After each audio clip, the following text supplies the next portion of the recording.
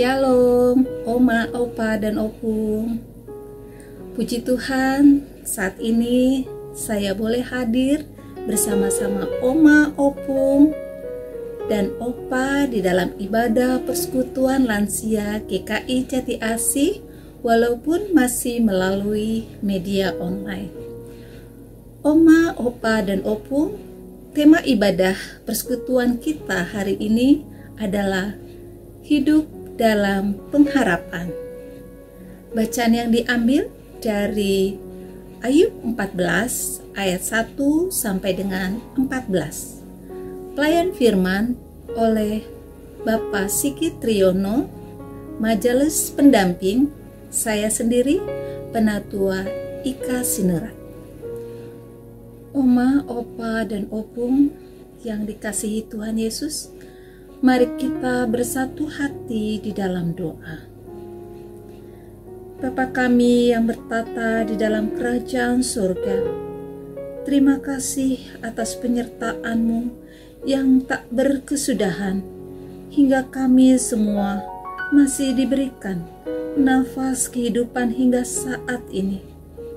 Kami juga mengucap syukur karena kami boleh merasakan kehadiran Tuhan di tengah-tengah kami di dalam ibadah persekutuan lansia saat ini yang berlangsung secara online dari rumah jemaat kami masing-masing. Kami mohon kiranya Tuhan menyertai ibadah kami dari awal, pertengahan, hingga akhirnya. Biarlah hanya nama Tuhan Yesus saja yang dipermuliakan di dalam jalannya ibadah kami hari ini. Lingkupi hati dan pikiran kami dengan kuat kuasa Roh Kudus, hingga kami Tuhan dapat memahami apa yang Tuhan sampaikan lewat firman-Mu hari ini. Engkau juga mau memberkati pelayan firman hari ini. Engkau urapi dia, sehingga semua firman yang boleh keluar itu hanya seturut dengan kehendak Tuhan. Tuhan Yesus, ampuni segala dosa, kesalahan, dan juga pelanggaran kami, sehingga kami tetap layak menjadi anak Tuhan. Kami layak memperoleh berkat yang daripada Tuhan saja. Di dalam nama Tuhan Yesus, kami sudah berdoa dan mengucap syukur. Amin. Mari kita bersama-sama angkat pujian dari Kidung Jemaat 445. Harap akan Tuhan.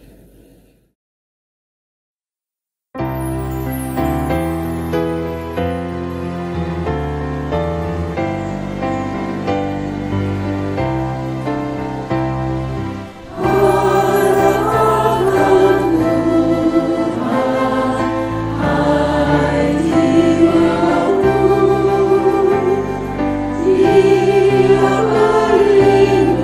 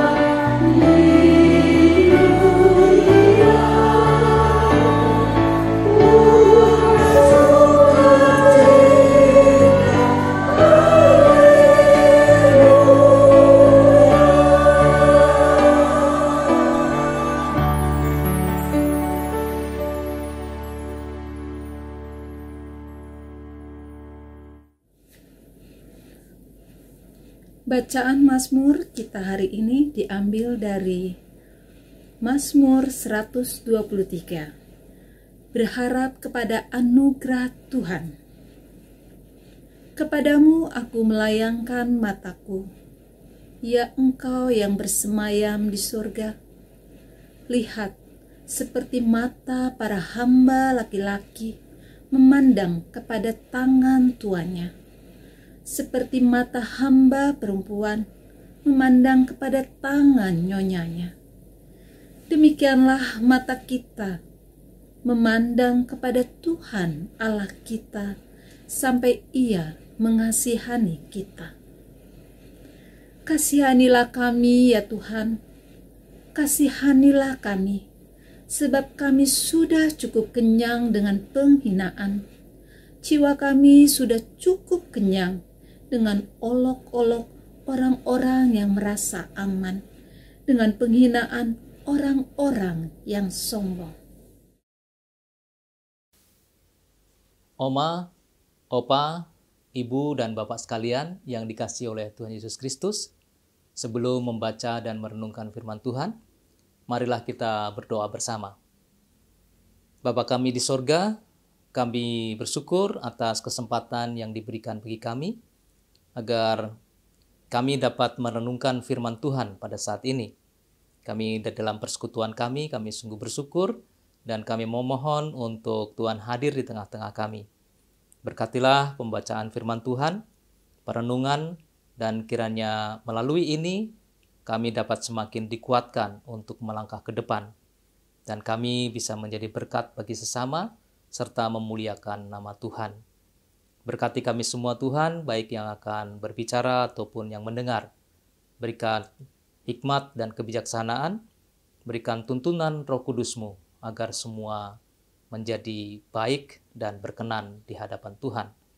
Dalam nama Tuhan Yesus Kristus kami memohon. Amin. Oma, Opa, Ibu, Bapak sekalian yang dikasihi Tuhan Yesus Kristus, ayat renungan kita yang mengacu kepada tema hidup dalam pengharapan, kita akan membaca bersama dari Ayub 14 ayat 1 sampai 15. Saya akan membacakan bagi kita semua. Ayub 14 ayat 1 sampai 15 yang berbunyi demikian. Manusia yang lahir dari perempuan singkat umurnya dan penuh kegelisahan. Seperti bunga ia berkembang lalu layu. Seperti bayang-bayang ia hilang lenyap dan tidak dapat bertahan. Masakan engkau menunjukkan pandanganmu kepada orang seperti itu dan menghadapkan kepadamu untuk diadili? Siapa dapat mendatangkan yang tahir dari yang najis? Seorang pun tidak.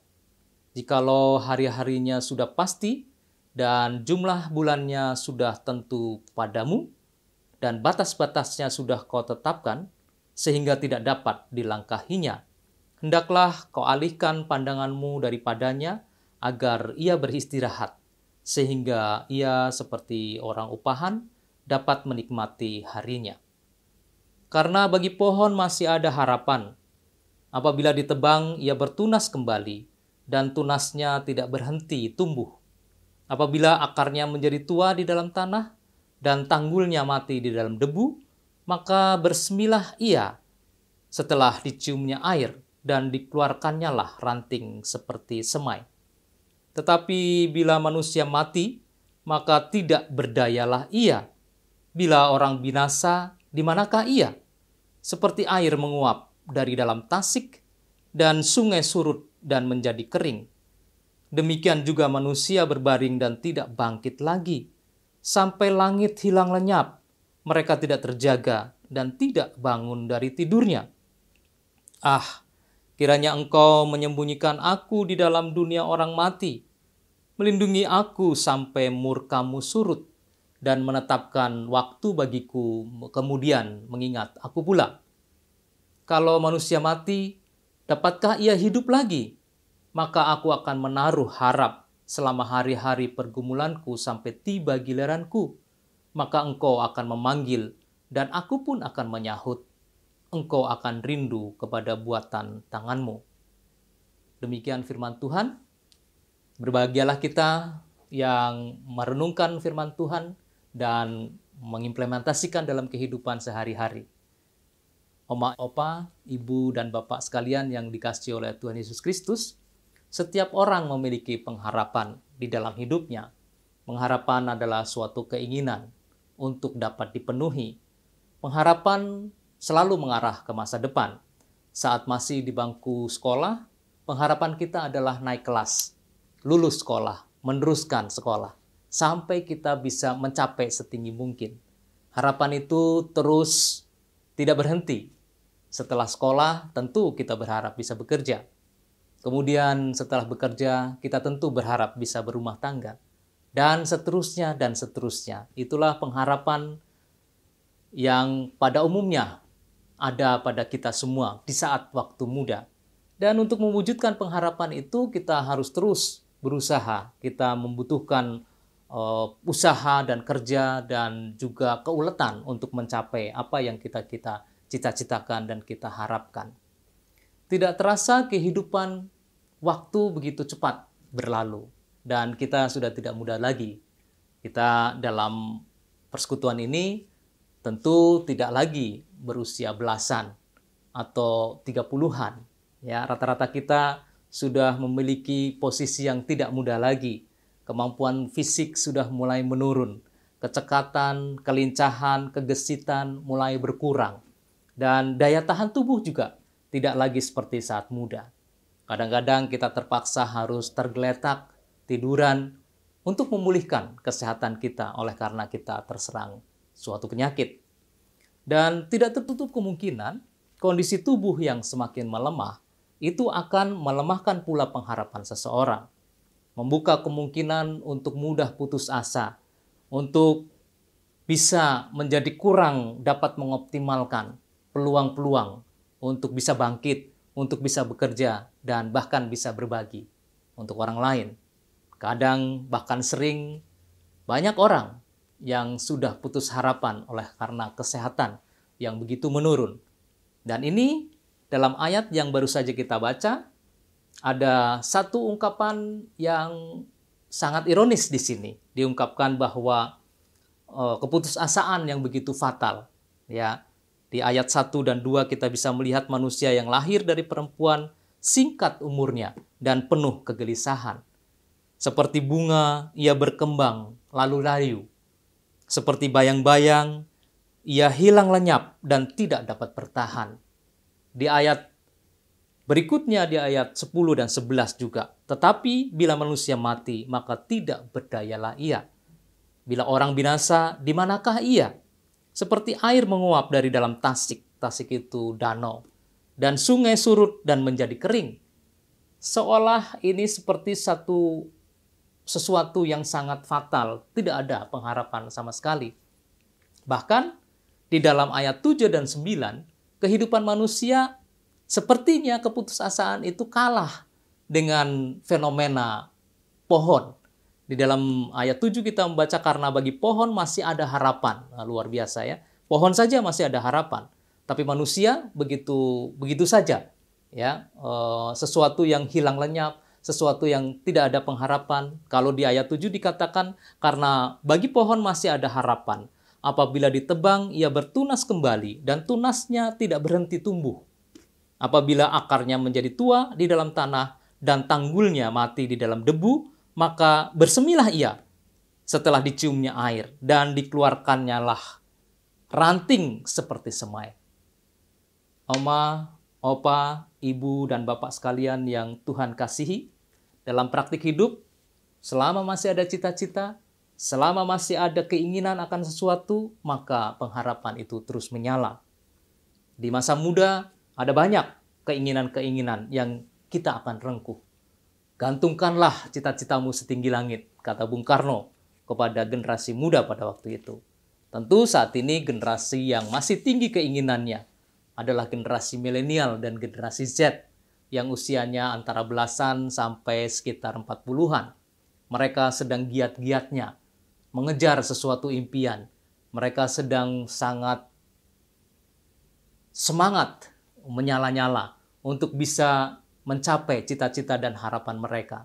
Mereka terus bekerja keras, belajar lagi, berjuang lagi, melangkah lagi, dan begitulah yang dilakukannya dengan penuh semangat demi pengharapan akan masa depan yang lebih baik.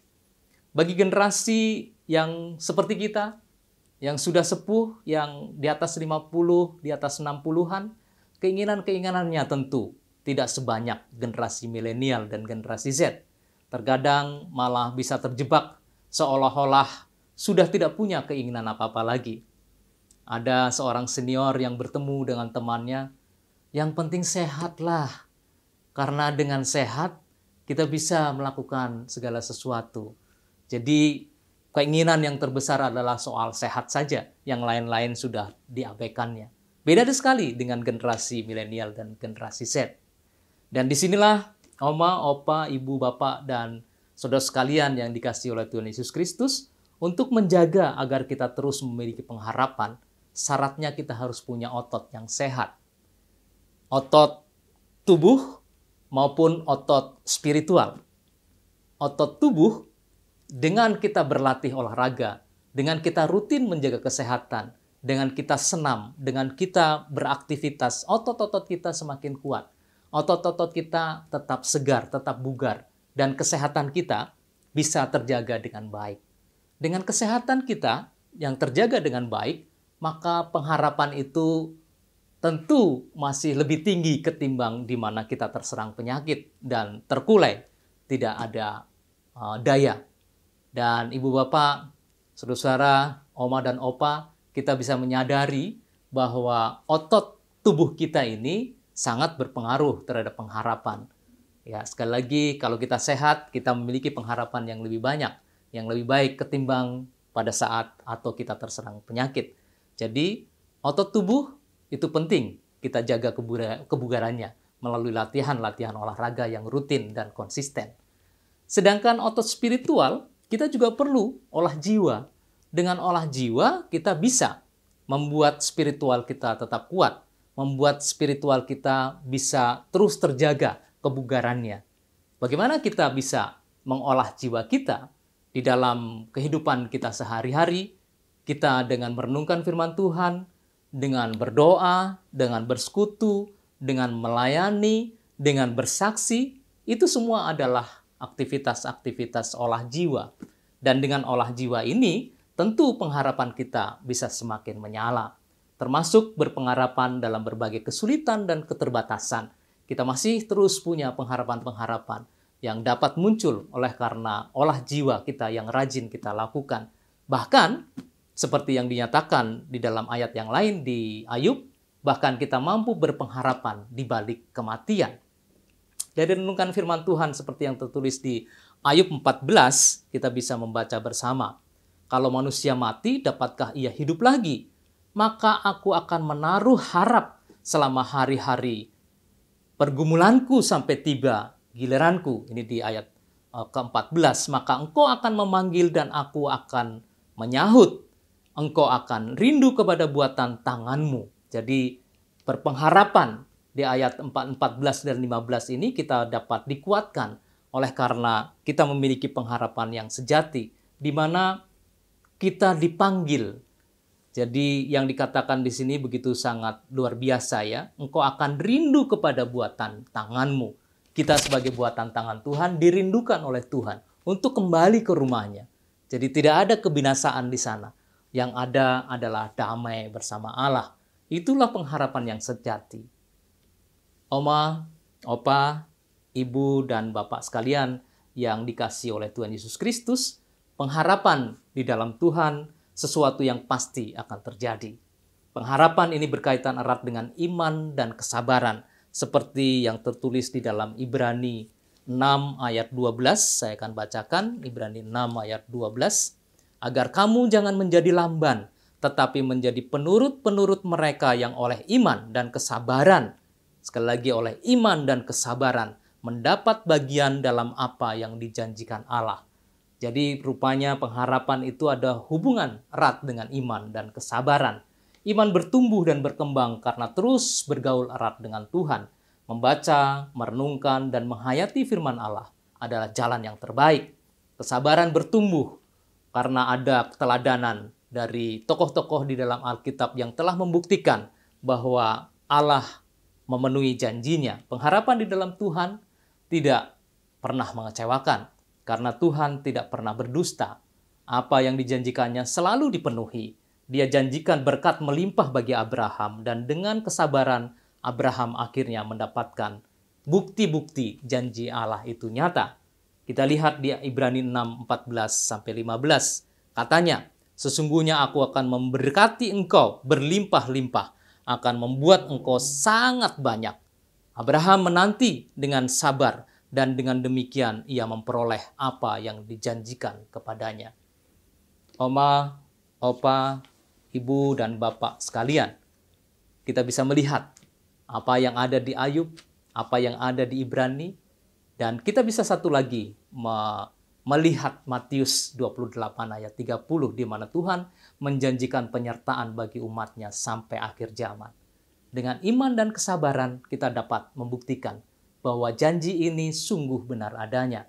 Allah tidak pernah berbohong. Di saat kita meragukan penyertaan Allah, sesungguhnya di sana Allah ada. Kita bisa belajar bersama bagaimana pengharapan itu terus ada di dalam kita. Pengharapan itu membutuhkan iman dan kesabaran. Pengharapan itu membutuhkan otot yang kuat, di mana otot tubuh dan otot spiritual harus terus dilatih dengan baik.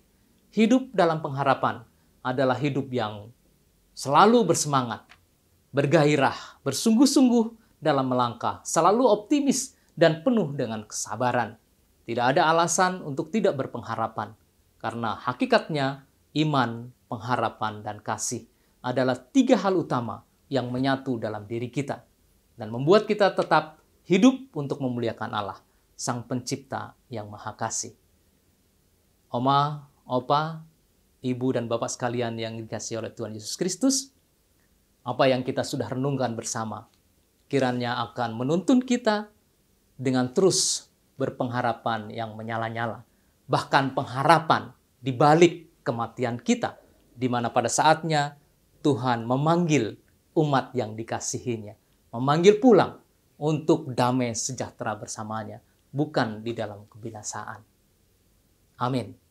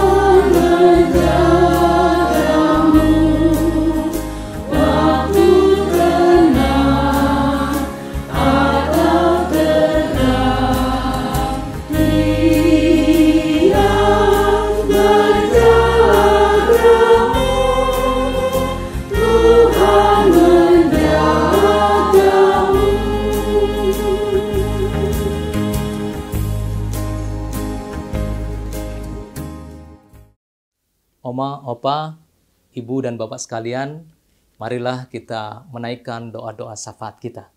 Mari kita berdoa. Bapa kami yang baik, Bapa yang Maha Kasih, sekali lagi kami sungguh bersyukur karena Tuhan menyertai, memimpin kami, dan terus memenuhi janji-janji Tuhan bahwa kami akan tetap dalam pemeliharaan Tuhan. Kami bersyukur karena Tuhan memberikan kekuatan bagi kami untuk selalu berpengharapan di dalam masa-masa yang tidak mudah, di dalam masa-masa sulit, di masa-masa kesukaran, dan bahkan di masa-masa yang tidak kami bayangkan di masa depan. Tuhan tetap terus menyertai, menuntun, dan memimpin kami. Tuhan, saat ini kami berdoa sebagai bagian dari gereja-Mu di Indonesia ini untuk bangsa dan negara kami, agar Tuhan mampukan gereja-Mu untuk berkarya, memberikan warna yang baik bagi negeri kami, memberikan inspirasi damai sejahtera. Tuhan berkati gereja secara lembaga, gereja secara individu, agar semuanya bisa berperan aktif di dalam berkarya di Indonesia ini dan dapat menjadi berkat bagi sesama. Kami berdoa untuk negeri kami, agar Tuhan berkati, agar terwujud damai sejahtera, agar terwujud keadilan, agar terwujud cita-cita harapan di mana terjadi pemerataan, keadilan, damai sejahtera, dan kiranya menjadi negeri yang aman, tentram, menjadi inspirasi bagi dunia, menjadi teladan bahwa Indonesia adalah negeri yang baik, yang harmoni, yang terus memuliakan nama Tuhan. Kami berdoa untuk seluruh jemaat yang hadir saat ini, maupun Oma, Opa, Ibu, dan Bapak sekalian yang tidak hadir di dalam persekutuan kami, agar Tuhan kiranya terus memberkati, terus memelihara, terus memberikan kekuatan, terus memberikan damai sejahtera, agar semuanya bisa terpelihara pengharapan yang di dalam Tuhan. Saya berdoa agar Tuhan pelihara kami semua dalam kesehatan yang baik, agar Tuhan mampukan kami semua untuk dapat berkarya, tetap memuliakan Tuhan dalam karya-karya keseharian kami, agar kiranya kami juga dapat bersaksi bahwa Tuhan adalah juru selamat yang baik, yang terus memelihara kehidupan kami. Bapa, ampunkan dosa dan kesalahan kami, dan kami ingin berdoa secara keseluruhan jemaat GKI Jatiasih, agar Tuhan berkati satu persatu di dalam pergumulan, di dalam segala hal yang dialaminya. Yang tidak sehat kiranya Tuhan sembuhkan, yang mengalami kesulitan ekonomi kiranya Tuhan tolong agar bisa bangkit, yang mengalami pergumulan-pergumulan rumah tangga, mengalami pergumulan-pergumulan pekerjaan, Tuhan kiranya tolong. Tuhan kiranya berikan kekuatan, pimpinan, dan penyertaan-Mu. Segalanya kami pasrah kepada-Mu ya Allah, kiranya Tuhan mendengarkan dan mengabulkan doa-doa kami yang kami sandarkan di dalam Tuhan Yesus Kristus yang telah mengajar kami berdoa bersama. Bapa kami yang di sorga, dikuduskanlah nama-Mu, datanglah kerajaan-Mu, jadilah kehendak-Mu di bumi seperti di sorga. Berikanlah kami pada hari ini makanan kami yang secukupnya, dan ampunilah kami akan kesalahan kami, seperti kami juga mengampuni orang yang bersalah kepada kami. Dan janganlah membawa kami ke dalam pencobaan, tetapi lepaskanlah kami daripada yang jahat. Karena Engkaulah yang mempunyai kerajaan dan kuasa dan kemuliaan sampai selama-lamanya. Amin. Oma, Opa, Ibu, dan Bapak sekalian yang dikasihi oleh Tuhan Yesus Kristus, saatnya kita mengakhiri ibadah kita, dan marilah kita menerima berkat Tuhan. Tuhan memberkati kita dan melindungi kita. Tuhan menyinari kita dengan wajah-Nya dan memberi kita kasih karunia. Tuhan menghadapkan wajah-Nya kepada kita dan memberi kita damai sejahtera. Amin. Bapa, terima kasih. Bapa, terima kasih. Bapa, terima kasih. Bapa di dalam surga, Ku berterima kasih. Amin.